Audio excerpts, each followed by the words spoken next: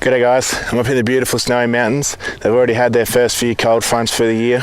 Water temps are starting to drop, trout are moving to the edges, and this is where it starts to get fun. I've been up on Lake Eucumbene for a couple of days now, and I've caught the majority of my fish casting at the banks. So just going to run you through the gear that I'm using, how I'm doing it, and the banks in particular that I'm targeting to catch these fish.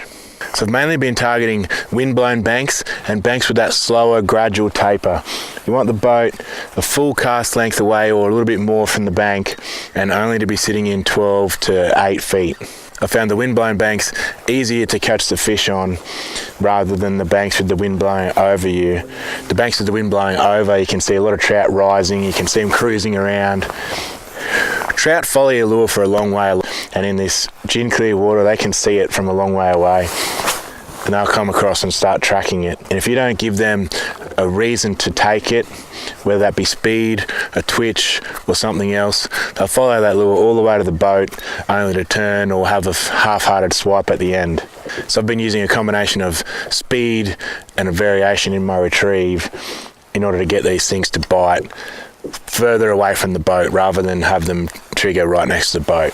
So I've been winding a little bit quicker than you would typically for this style of fishing, this side of lure, and then just giving the rod a short twitch every sort of second or third lap of the rod. That makes the lure, it's going pretty quick, and then it darts to one side, and nearly every trout that I've hooked has been just as I've twitched that lure. So the gear that I'm using for this, guys, is the NS Black Hole rod, amped, and it's in the Brim series. It's a 702 light. I've paired that up with a Quantum Smoke 25 S3, so it's the new model. So line, I'm running 0.8 PE in the PE4 Siglon range. So 0.8 is the diameter of the PE, but it's 12 pound.